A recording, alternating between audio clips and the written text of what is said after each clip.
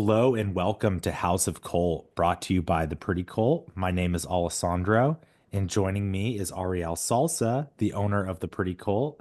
And today we are super honored to be welcoming Jake and Josh from Tropic Gold. Thank you so much for jumping on, guys. Thanks for having us. Yeah, cheers for having us.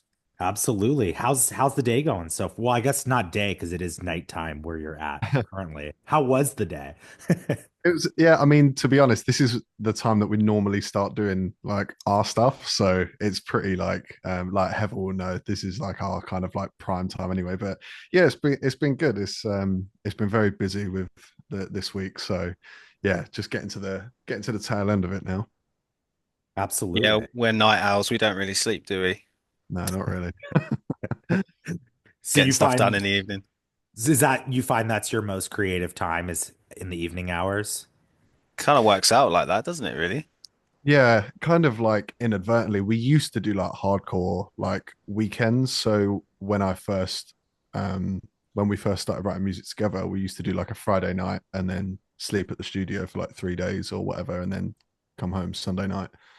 Um, and then we started doing weekday evenings because it was just a bit easier to manage the time rather than like wait another week to be like together. And then it's just slowly turned into this schedule of like 8 p.m. Like we're sort of either together most of the time or just online anyway. So Just yeah, meant it's we just could touch bases, didn't it? Like throughout the week. I felt like that was more beneficial than just meeting up once a weekend for a really long time. We could mm, meet three, 4 times a week for, you know, 3 or 4 hours and it just became more productive. So we just stuck with it. Absolutely. Do you guys both live in the same area or do you have to do a bit of traveling to get to where Oh, you're at? well, I'm pretty close. I tend to go to Josh, but he's like 15-minute drive down the road. yeah, not bad. It's not far at all. Not It's bad. all country roads because it's right out in the sticks. Yeah. Right on. There's no motorways around here. For sure.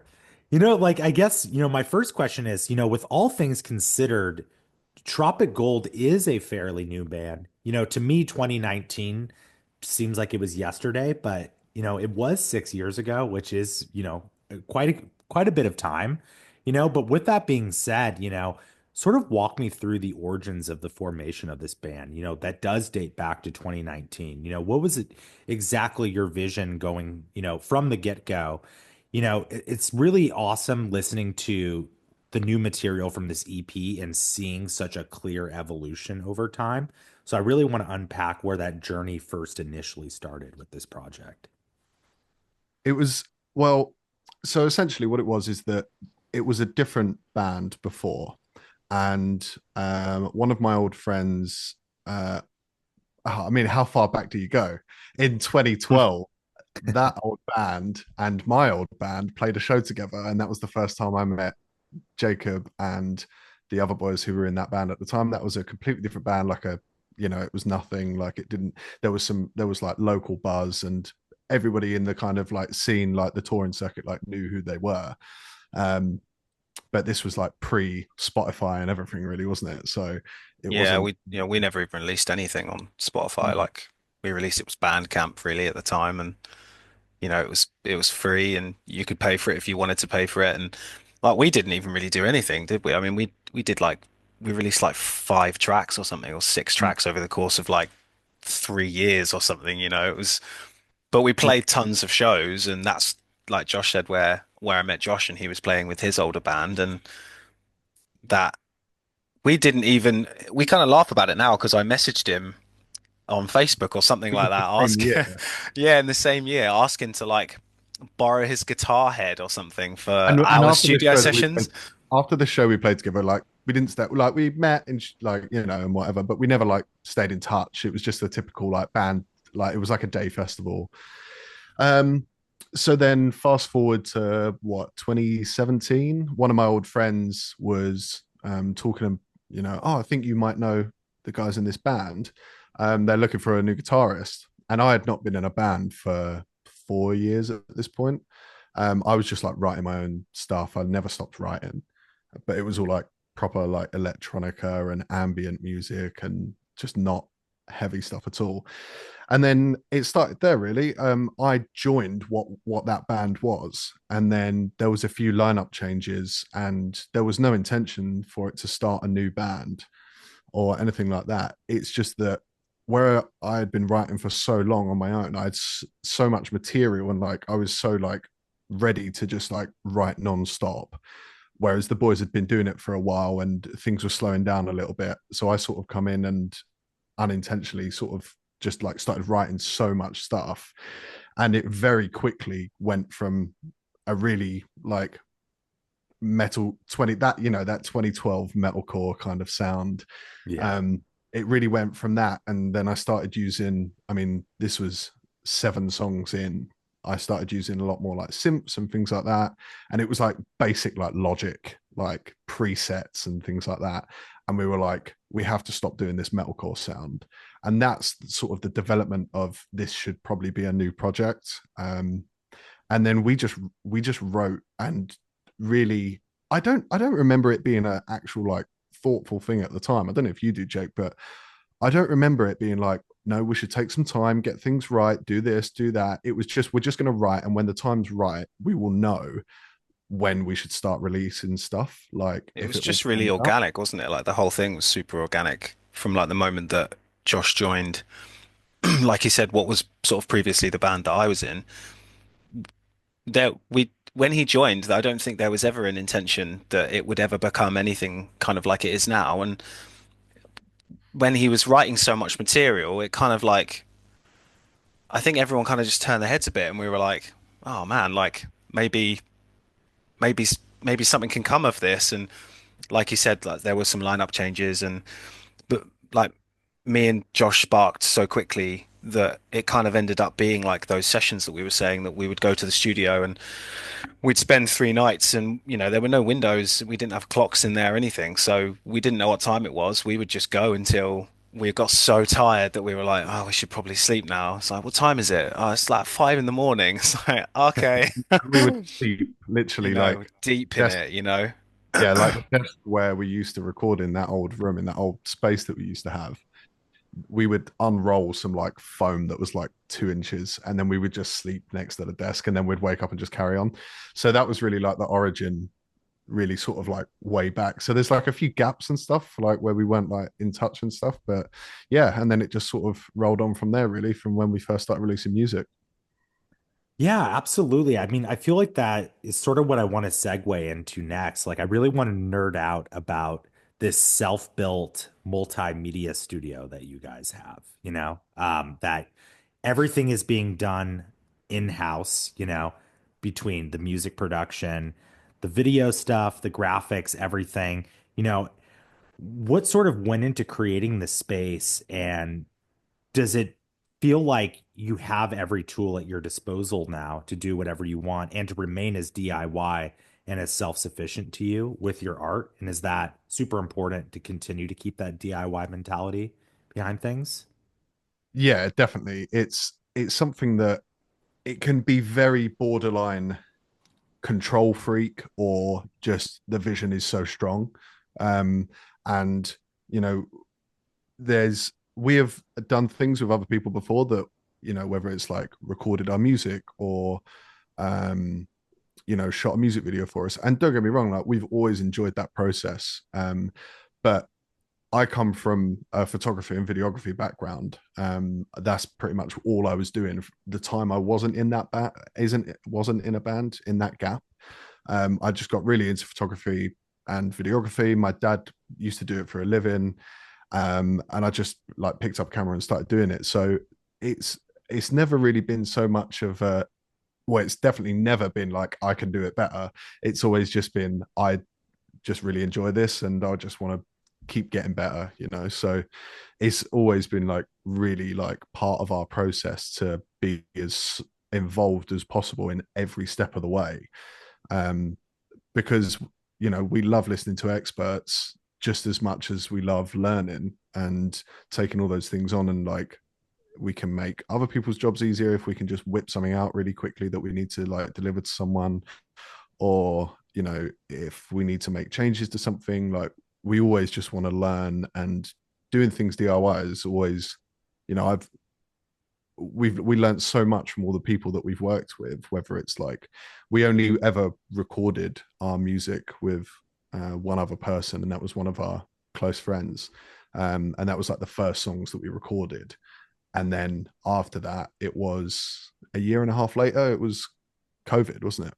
Yeah. So it was a kind of like do or die situation where you're just like, okay, well, so many bands of our tiny size are just going to drop off the radar here because they can't go to a studio, they can't do this, they can't do that. So part of the luxury of being so DIY is that we literally just moved like this microphone, a cable, and an interface to Jake's house, and that was when we started zooming. And we were like recording music videos in lockdown. Like, Yeah, like we were yeah, recording we were music just videos, doing it like ourselves. Like, we just kind of on figured like cameras. whatever we were able to record ourselves and whatever we were able to video ourselves in terms of like music videos for these singles that we were kind of just releasing sort of every 2 or 3 months was going to be better than anything that anyone else could release because they're not doing it. So it just sort of the landscape like plateaued a bit, and then we were just Bar like, got well, really low for let's just do everyone. it. Like, Yeah. let's just do it. You're like, let's just release something, and like some of our like top stream songs were literally recorded in like my shed. So it's like, it just goes to show, I think, really, like if you've got the motivation and the drive to think that what you're writing is good enough, you can just do it. You can just do it yourself. You really just can. And we just did. We just carried on doing Abs videos and music ourselves, really. Absolutely. I got to ask, were you using audio movers for Yeah, yes. yeah. I've no, not until we weren't using audio movers until like last year or the year before. Wait, do you remember how many nights we stayed up downloading all these random drivers Yeah. because we were trying because this was pre-audio movers. Well, Mhm. I think anyway. And it used to be that you could it was even before you could share your desktop audio through Zoom. Mhm. And what was it called? It was like It was banana like drive. It was some sound, like wasn't it a Soundflower or something like that? But soundbar. it That's was it. Oh Yeah. yeah. insanely Yeah. complicated to use, and it was It like was you so got to reboot complicated. your whole computer system to get this to work, and it was like, oh mate, And then like once you got it to work, it sounded dreadful. But yeah. we just got on with it, and we were quite lucky, really, because the writing process is very much like it starts in one place. So it's not really like a we have to sit together and write a song. We have to zoom together and write a song. It's never really been like that. So we didn't need to rely on the presence of each other throughout an entire process. But on the flip side of that, having that space that you mentioned coming out of COVID and pre-COVID, it was those skills that were learned to be able to just DIY like everything. We then come back after lockdown and whatnot to this big space that we already had, and we were like, how can we optimize this in the so that everything is accessible, everything's like immediately usable. So if it was like we need new promos tomorrow, it was like, cool, well, we've got this ratty like room through there that looks awful until you put like a nice green curtain up and just take some photos on that. And like we've got lights and cameras and all sorts. So We just it started buying gear, didn't we, as well? We started collecting lights and we started collecting audio equipment, and it got to the point where we were accumulating so much stuff because every time we did something new, we were like, oh, maybe we should get this light and maybe this light will look cool, and then we'd buy it and kind of max out our budget on like buying a single light, but it was like, oh, but look how much better it looks, and then Mhm. we do our promos with the new light, and then the next time around we still had the light, so we would use it again, and then we maybe get something new. And we bought a green screen, didn't we, and like put the green yeah. screen up to do like the happy music video. We did that for before, we did it for stuff even before What a Wonderful Experience, and that stuff like just came out really cool. We just like weren't afraid to experiment at just throwing stuff at the wall until it worked, really, and And don't get us wrong as it well, like worked. saying like, we bought this, we bought that. Like we don't have any money. Like it Yeah. was No, not at all. No. it's not like I hate it when bands go like, you could do it yourself. Like I've just got like this 10 grand worth of studio equipment. Yeah. Yeah. Like it's not, no, it's Facebook Marketplace haggling and selling shit that you don't use anymore to get something a bit better. Yeah. Um, so like Maybe some crack software. Yeah. like for sure. Maybe. Yeah. I don't know anything about that though, so What is that? Please. Yeah, uh, right. no idea. Oh my Um, God. I was going to say, going back to the DIY portion, and listening to you guys, how you were saying you were built, during COVID, definitely resonated with me.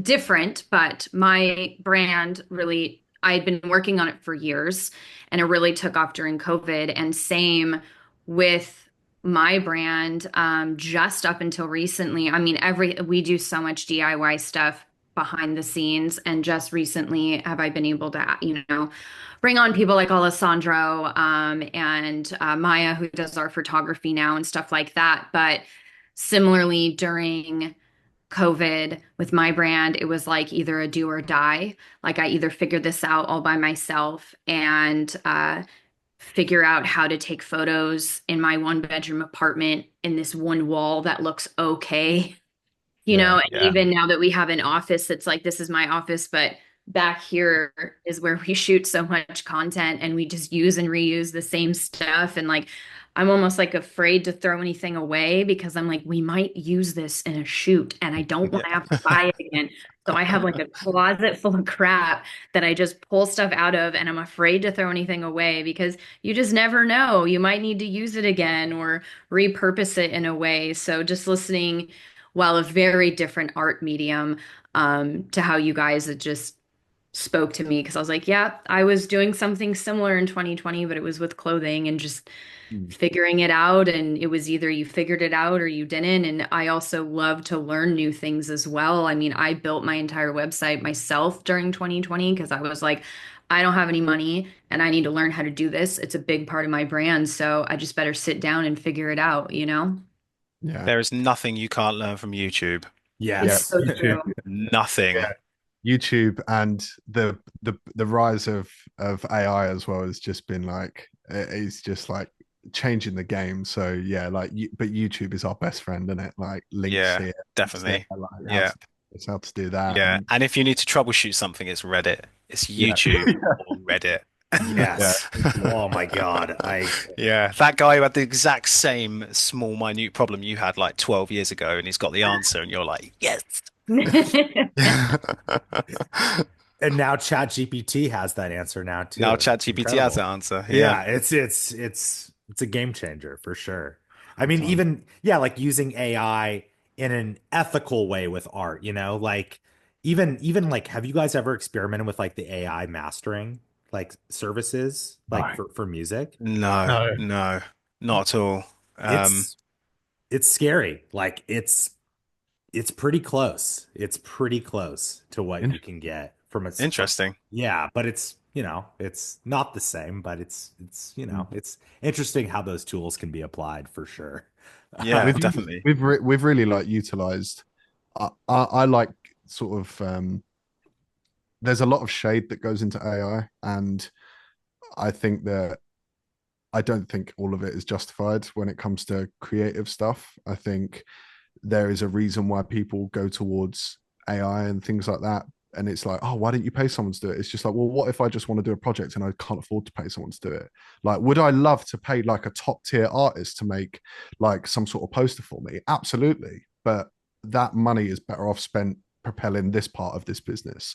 And Mm. I don't have the money to put in that part of the business. So I'm not just going to be like, oh, well, I give up. Like, that's it. Yeah. Game over.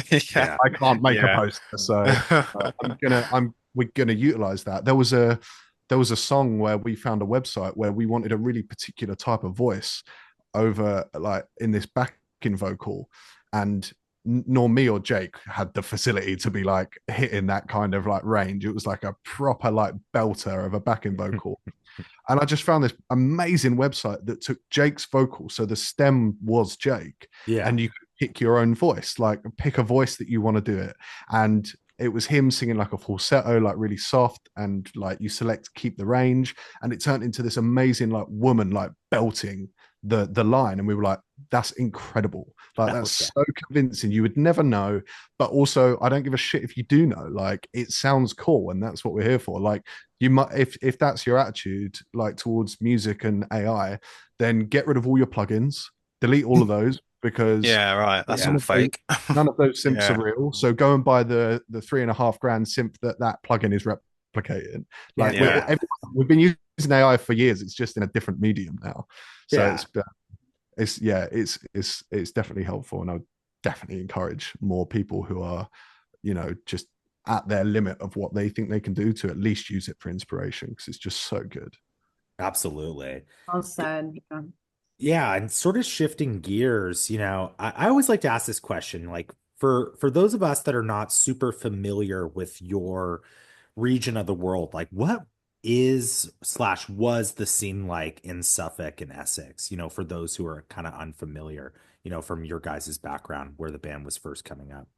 Uh, I mean, I think, We can take one each here because we're yeah, both I from think different because we're parts. both from slightly different parts. So I think, well, ironically, I lived in Suffolk, but we both live on like the Suffolk-Essex border. So I suppose in like terms of yours, it would be like living on the border of like a state, I suppose. But we're like so close to like each side that we're hopping across all the time and we're not even thinking about it. But I definitely spent a lot of my time in sort of like the Essex like metalcore scene Mhm. in the early 2010s, and I really thought it was good. Like I really thought it was cool. There were so many cool bands that came up from that time that even now I couldn't really tell you if any of them are even going anymore, really. But some of them had some real good traction, and I think the biggest one for us is there's a town near us, and it had this venue that it's no longer there anymore. Unfortunately, it's been gone for quite a long time. But that was like it was like a venue that you went to regardless of the music, regardless of who was playing. You went to it as sort of like a an older teen, like a young adult, because all your friends went. Everyone that was similar to you, like the younger metalheads, the emos, the goths, they all went because they all just liked hanging out together and everyone was friends. And then the music was kind of like a byproduct of that, but you got to just hear and listen to some really cool bands. And all of the sort of the ethos around that venue was that anyone could play. It wasn't, you weren't really barred by like, oh, we've only got like, I don't know, 20 Facebook followers, because this was like when Facebook was like the thing for bands and Instagram wasn't really it yet. They were just like, don't worry about it. Like, it's cool. Just come and play. Like, and so for so many bands, that became almost like a bit of a launch pad, I think, really. And I think the scene was good. And obviously, Essex does extend like quite a long way. So Essex, goes more down to where sort of Josh was. Like, I was right up sort of North Essex, and Josh is much more sort of down south. And yeah, well, we'll let Josh sort of see where that takes him, sort of For sure. south end way. Yeah, it was pretty much exactly the same. There was like near where I was. So I moved up here to be closer to Jake and everything that was happening here, because I was traveling like an hour and 20, hour and 30 minutes like every time to come here. So I moved house to be able to do this. And that was another thing that like lockdown allowed me to do, because I started working from home, like for a day job. So I was like, okay, well, I don't need to be near London anymore. So I'm just going to jump ship. But the scene when, back in that 2012, 2013, 2011 kind of era, when me and Jake were both in those different bands, there was a venue near me that was exactly the same as what Jake was describing. Everyone would just go there. It was on the side of a pub. Everyone had just turned like 18, 19, 20. And, it was just like a social thing. It was like £2.50 to get in to the venue to see the bands, and anyone could play. Not obviously like on the day. You would just literally, I remember I used to just call this number and be like, can we come and like play a show in a couple of weeks? And they're like, yeah.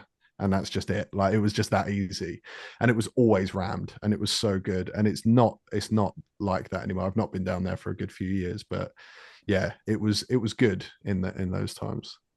It's so crazy to think about because, completely opposite side of the world, but it's like I feel like everybody probably on this call had a local venue like that. Mm. And it's so sad to see like that most of those venues no longer exist. And it's so sad because it's such an important piece to a music community, especially lowering that barrier of entry for young kids to get into music for sure. Like it's so important. Yeah. And I don't know what it's like in America if if it's a similar situation, but in the UK at the moment, like you've probably seen it, but um, sort of the landscape for grassroots venues is really bad.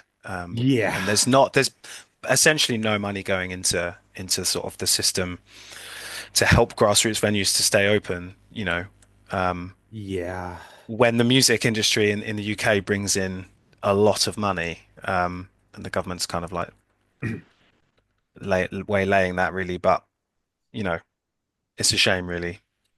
yeah. It definitely in the States, it's like even if there is a really amazing small independent venue, it's only a matter of time before, Live Nation buys it or something like that. And Yeah. then it's just no longer what it Yeah. was.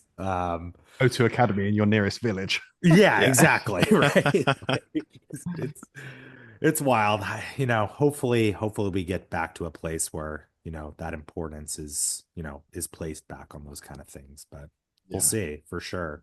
And Mm. before we get into the current music, I just really want to touch just very briefly on the overall influences of the band because, the sound of the band is so genre fluid. There's everything from these like super razor sharp pop hooks, there's industrial, there's drum and bass, there's new metal, there's electronica, but then there's also this really cinematic quality to the music too. Sort of what was kind of the recipe behind the band in terms of maybe artists or bands that have inspired you, but maybe even producers as well too, because I know obviously Josh, you're very involved in the production aspect as well too. That's like the best description of our band I think I've ever heard. I'm gonna like Thank you. that's going straight in the Spotify bio. Yeah, this is a really difficult one for me because I don't really listen to music that much because and it's because I'm just so fussy when it comes to like production and like mix stuff. So, but broadly speaking, we have a very, very wide variety of, and I'm sure everybody says that. Um, but we will go from next week we're playing some shows and there's some long drives involved, and it will go from like deep house to like Fleetwood Mac to like ABBA, and then and we might and then it will be like ABBA to Knocked Loose, and then like Thornhill, and Mhm. then North Back, Lane, and back then to the Prodigy. back to Prodigy, and then it would be like, oh, put on Stevie Wonder's greatest hits, and it would just be so sporadic. So a lot of the pop stuff very much does come from that super clean, like it's that super clean kind of like very electronic. I was like massively into Disclosure when their first album? Yeah, I It was think their that's first album, wasn't it? Yeah. yeah. When Disclosure put their first album out, it got me so into electronic music. And I don't know how big they are in America, but um Yeah. they're like they're very, very good at what they do, and but super like simple as well. And I think I really like simple production that sounds expensive. Um, I couldn't really name you many producers. I'm No, not. that's fine. I'm really like you know. I I have like a really particular sort of sound that I like, whether it's somebody that's produced like someone like Hans Zimmer has that sound that I love in his like cinema scores, and it's this kind of modern take on something that can make you feel something, and it could be anything like that. But when you look at like an example like I mentioned earlier, like I love Stevie Wonder because his production was so different to what was going on at that time, and it always felt really crisp and really like punchy and modern, and things around that time just weren't sounding like that. So yeah, obviously like from that and from our music, I really like hard hitting punchy stuff, whether it's electronic pop, something that screams super clear. I am a sucker for overproduction and stuff like that. It just really satisfies me, But I love Jake's much better when it comes to musical influences than I am. Yeah, well, I mean, when I was a kid, my parents listened to like a really sort of broad range of music, but my dad was like a real sort of 80, I suppose like 80s metalhead, but he listened to some like really out there stuff, and I used to just love looking for his record collection, and he'd listen to like this artist, mad artist like the Michael Schenker group, and you're like, who the fuck is a Michael Schenker group? And you're like, just listen to it because it's great, it's really good, and it's so you get all these like different influences from these different acts that you can listen to, and it might just be we do all the time. We send each other songs like YouTube clips or whatever, and we're just like scrub to 1 minute 40 and listen from 1 minute 40 to 1 minute 43, and you're like, what are you supposed to be showing me in 3 seconds? And you listen to it and you're like, yeah, fully understand, mate, right there in the notes. And it's like That's not even an like over it's not a exaggeration. joke, it's not a joke, like Like on the we do that. on like the inspiration stuff, and Heather has seen this as well. So we have got a group that is just me, Jake, and the Tropic Gold page, and Amy now as well. Um, and there's no talking in it, there's no text or anything. It will just be anything we see on Instagram. It could be an advert, it could be a picture, it could just be like a random song clip or whatever. We will send it into this group, and if needs be, then we will put like a description of what it is we like about it. So, and this goes back years. So if we're ever looking for something like music video inspiration, we've got like this catalog of things that we have seen before that we have liked. Um, Ironically, you can tell that this was started before you could just like save posts on Instagram. So like it's very much like, but it's cool because it gives everyone the notification, everyone can have a look at it and be like, oh, I saw this, and what about if we did this? And it can really spark things when somebody else sees something. It could be like Jake's done it before, is like an advert for like Calvin Klein. It'll be like, I really like the black and white on this photo, and it could be like Yeah, super so super subtle, like um so subtle, even just like the fonts. Do yeah, that like all I the like time. this font. Love that font. Can we find this font? Yeah. And so inspiration, I think, is really sort of like quite wide for us instead of sort of just, you know, bands, producers. It could be like anything. We really do take a lot. I really like tempos as well. I'm a sucker for a good tempo. Yeah. I could feel like What's I your could favorite just tempo? at the moment 190. I'm really loving 190, just like hard hitting and fast. But yeah, so there's the last few songs that I've started writing have all been like around that kind of like drum and bass 175, 180, 190 kind of range, which is just so nerdy. But yeah, Oh, it I could love it. which is good though, because it opens you up to, it doesn't matter what genre you hear something in. If you're like, this makes me move in a certain way, like I want to take this dance song that makes me like move, and I want to put like double drop D guitars over it and make people move in a different way. And you know, it's just sort of develops from there, which is cool. I love that. Thank you so much for nerding out on all this stuff with me. I really appreciate it. To any of our listeners, you know, sometimes we got to nerd out a little bit here Yeah. about this kind of stuff. And the new EP's coming out March 7th, Sick to Death of Everything. You just put out a new single, Holy Horror, and I really want to touch on that song specifically, and especially on the topics that you're addressing, like such as, toxic relationships and sort of, feeling like you're being put in a place where, maybe you feel a little bit powerless to somebody else, sort of is what my interpretation of it was. Sort of walk me through this track and where your headspace was sort of at, and then how that also kind of applies to the overall theme of this EP in general. Because we're so together all the time, we can almost tell each other's moods without saying anything, and we kind of know straight away when we're sort of writing something that if one of us needs to get something out, or one of us needs to feel like we want to talk about something, it can kind of always come out in the music. And then when you've finished, you kind of turn around and you go, "You're right, mate. Are you doing all right?" And it's just like, Just yeah, sitting man, there with I a feel card. better now. But yeah, yeah. Thanks for being on this journey with me, Jake.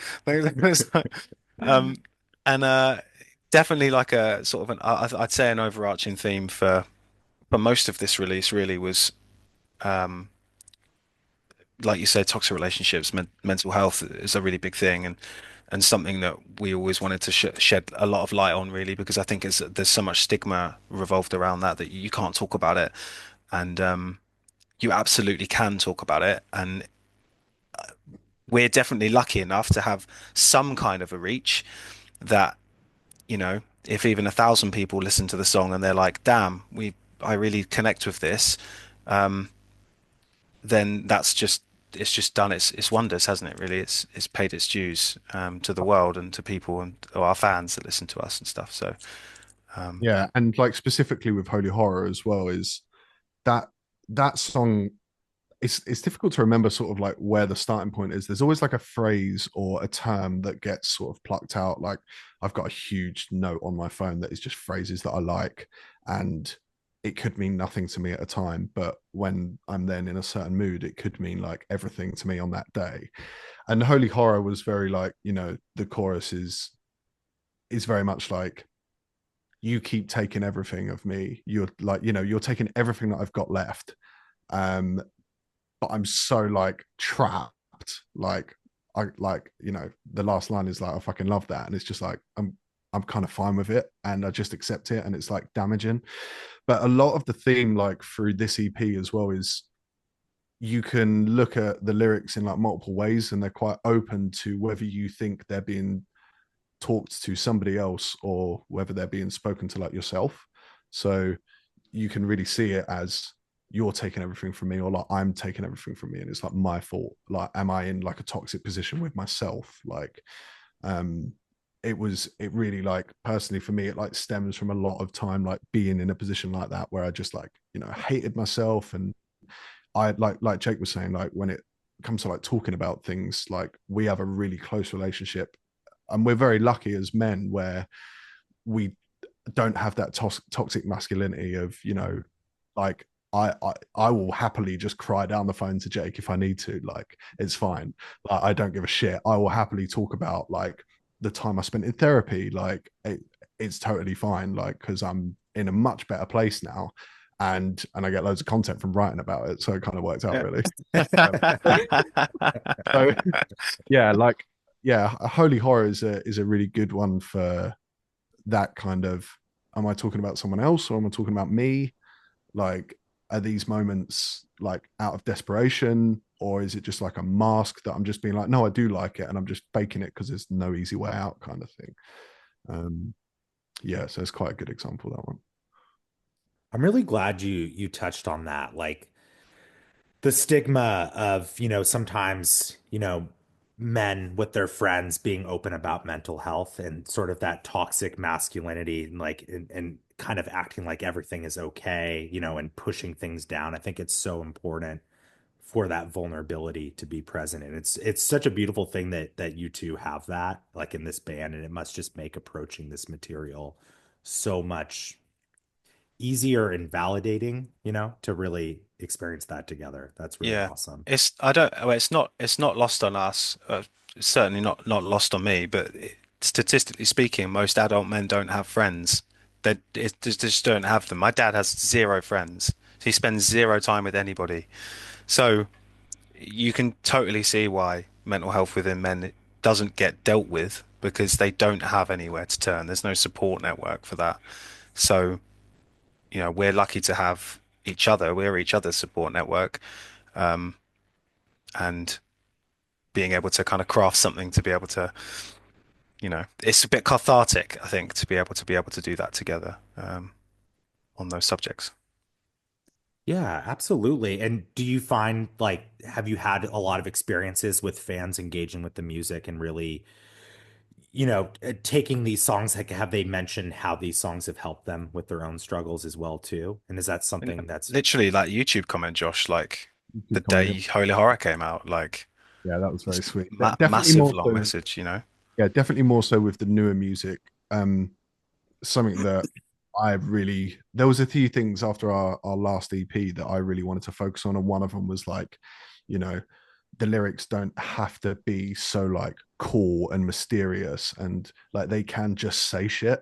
And I think that has made a bit of a difference, like to not overthink too much about what we kind of do this thing when we're writing is that it's so annoying for anybody else in the room, but we will loop like 4 bars, like as loud as possible, and we will both just sit there. We will both have a microphone, and we're just nothing, no words, nothing.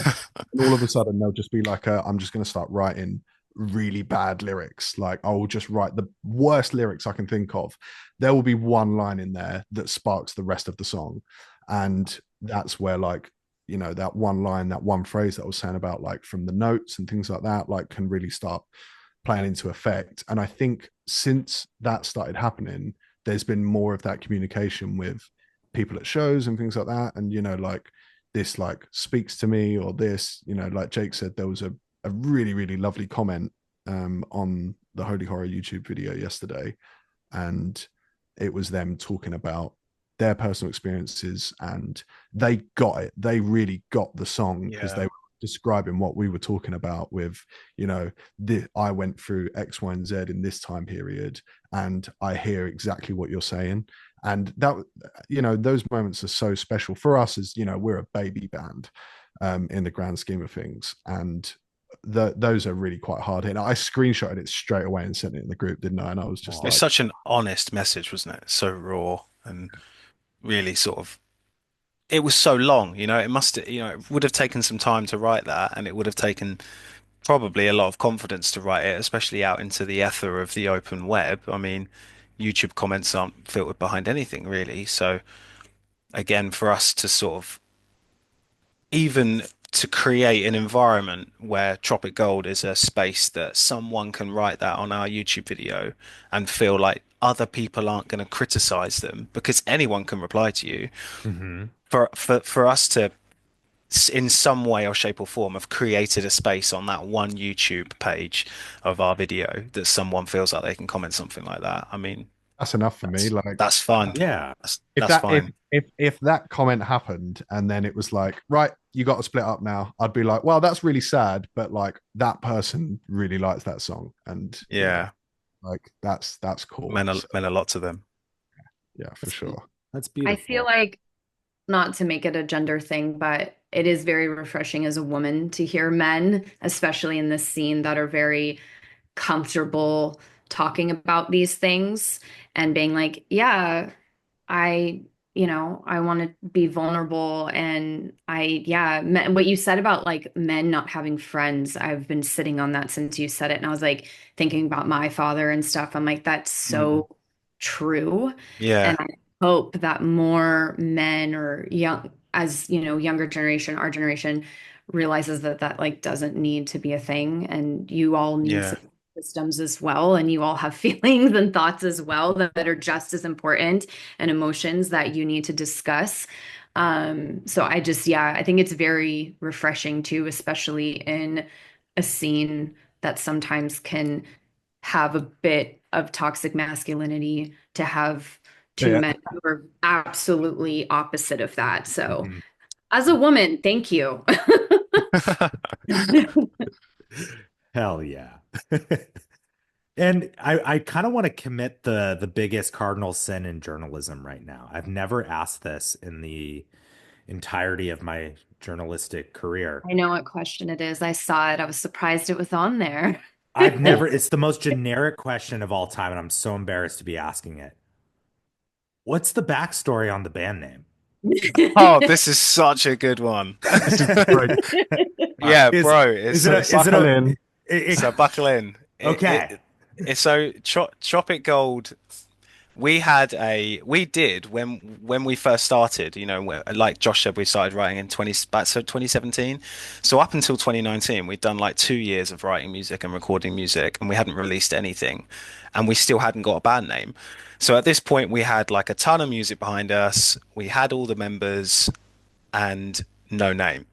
And it was at that point that I think we started to have that shift, like Josh was saying, about moving away from maybe like straight metalcore. And we were like, what are we in terms of genre and sound? And we kind of didn't know because we were just all over the place in terms of what we were writing. And I think it worked out that we put ourselves a brief of what we wanted the name to be. And what it kind of came down to was we wanted the name to not spark any kind of genre link. So if you said it, you didn't get an idea of what the genre of music was. You know, if you said annotations of an autopsy, you're like, I reckon that's pretty heavy. I Yeah. don't reckon that sounds like Taylor Swift. And so we had the same thing with Tropic Gold. And the we racked for ages, didn't we? For ages, just trying to like just piece something together that And it was just was like ambiguous, you know? just random words, basically, is that we were writing down random words, and the the pinnacle of it is that it means nothing. And Yeah, it literally means nothing. two words put together. But the key thing is like we just if in 10 years time we want to go and do Ibiza like DJ sets, we'd be able to get away with that with the name Tropic Gold. Yeah. And if we wanted to start an acoustic band, like or go acoustic, we'd be able to go do a folk festival, and no one's going to question that Tropic Gold is written there. So it it means absolutely nothing. Yeah, But it was two words that we just put together, and that was it. And we were yeah, reading. I remember I remember doing it. We were on a voice call, and we were. I mean, I was literally pulling every single book I had on my bookshelf out, and there were so many books, and I was just page, like, what about this? What about this? Just literally spitting words out, and then Josh was doing the same thing on his end, and it just ended up that one of us said something gold and then someone else said something tropic and then we went, oh, what about tropic gold? And it was like, oh, that, yeah, that that's all right. sounds That's like Yeah. genius. so Yeah. I don't know what that means. That sounds cool. very much. Yeah, it's very much like it means nothing, but it was very thought about purposefully. Yeah. Yeah. Because No, we didn't it's want it to be genius. anything. Yeah. And we also wanted to double check as well. We kept doing this. We wanted to kind of guarantee that there was nothing else online that was kind of linked to anything called Tropic Gold and it was music related. And there wasn't. Spotify was completely clear. So we were like, boom, lock it in. That's my final answer.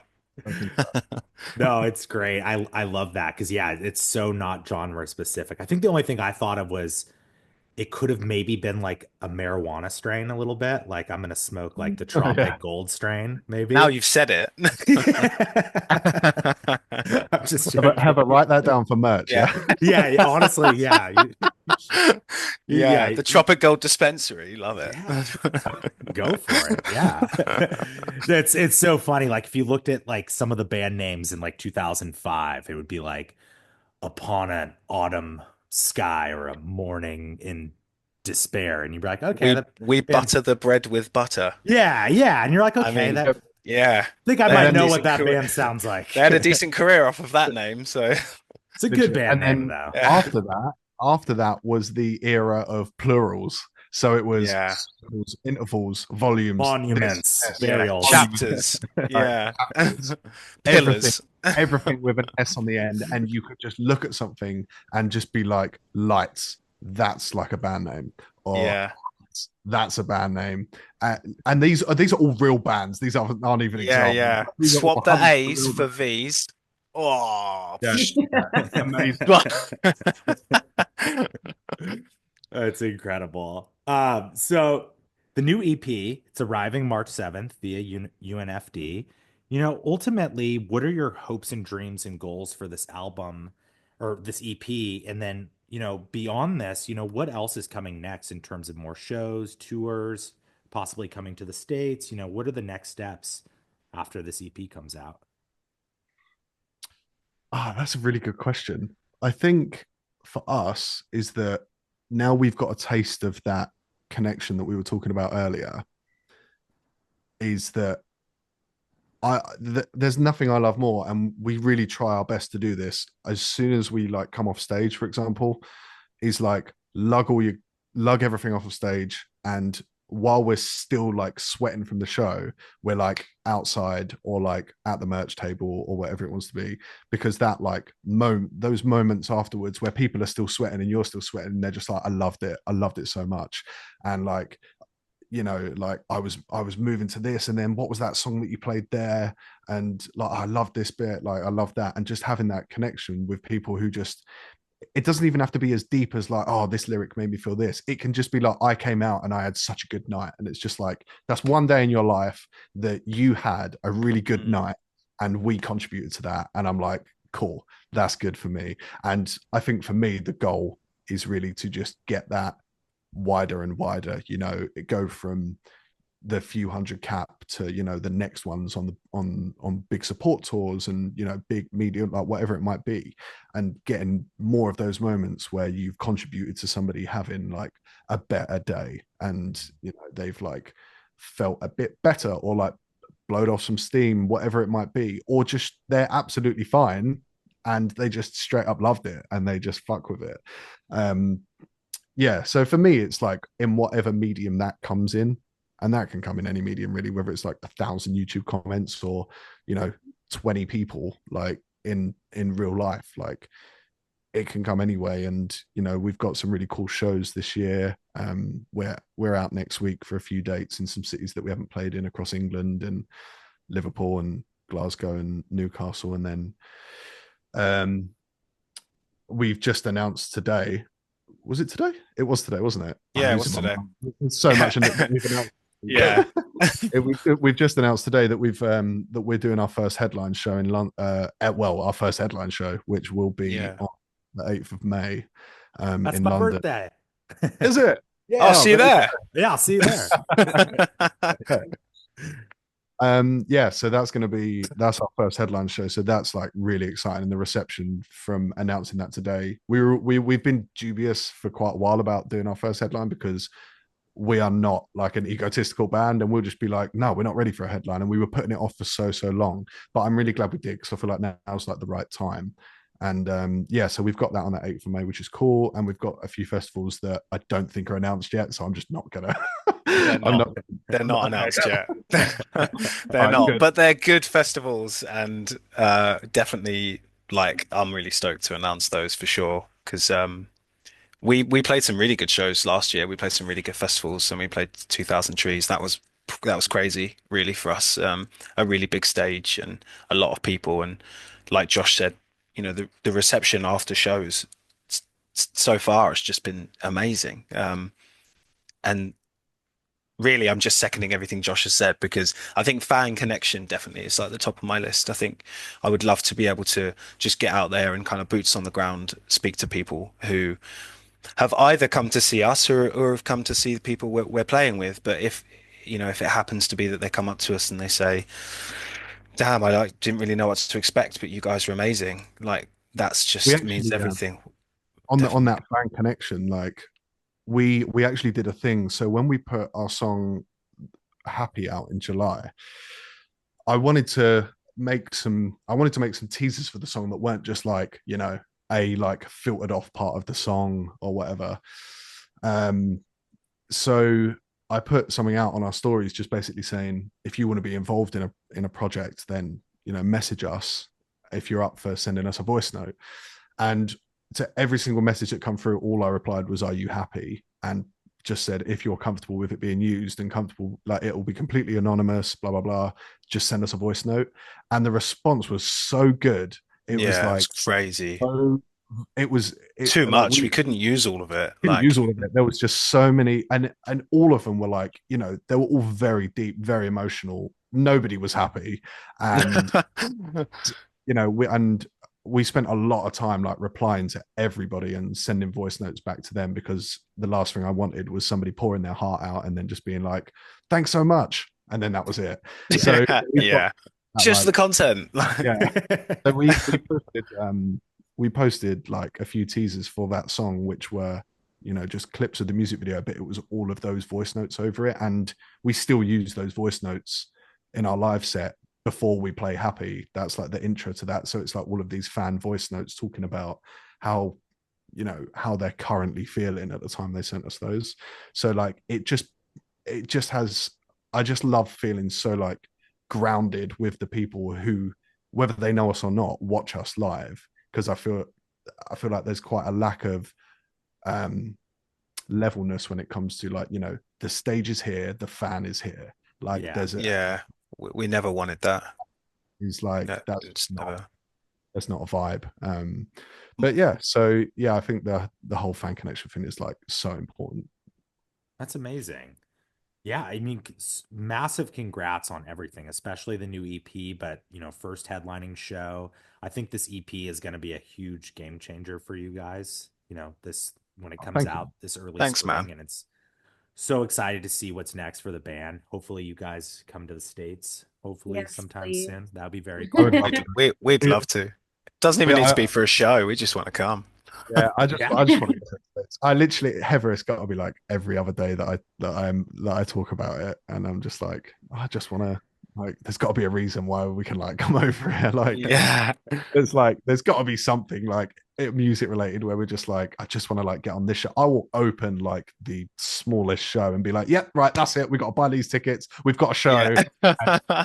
Make Yeah. it happen, Heather. Come on. Yeah. Make it happen. We need to sign some documents in the office. We can't do it online. Can't be Yeah, done. can't do it So online. can't be Yeah. done. We need to have a meeting about one reel that we need to boost, and Yeah. you know, in Oh in my God. LA. That's fine. We need that in-person connection. Yeah. Yeah, exactly. Well, guys, this has been amazing. Just thank you so much for taking the time to chat with us today. And just want to say once again, congrats on everything. And the EP is phenomenal. And just, it's been such an awesome time chatting with you guys. Thanks for having Thank us, you. dude. Of course, Yeah, no, absolutely. This has been really good. I really enjoyed this. Thank you Yeah. so much. Thanks so much, guys. Of course. course, Thank thank you. you. Well, I will let you all get back into whatever you're doing tonight. Hopefully it's something fun. We're gonna go we're play Minecraft. we're about to go play Minecraft. So Let's go. Hell yeah. yeah, that's how we kick it. Minecraft server. So Heck yeah. That's amazing. Well, I hope you guys have a great time in the Minecraft server tonight. And it's very relaxing and productive and all those it's things. very relaxing. That's why we do it. Amazing. Well, thank you so much, guys. Thank Yeah, you so thanks, dude. Of Thanks course. so much. All right. Take care.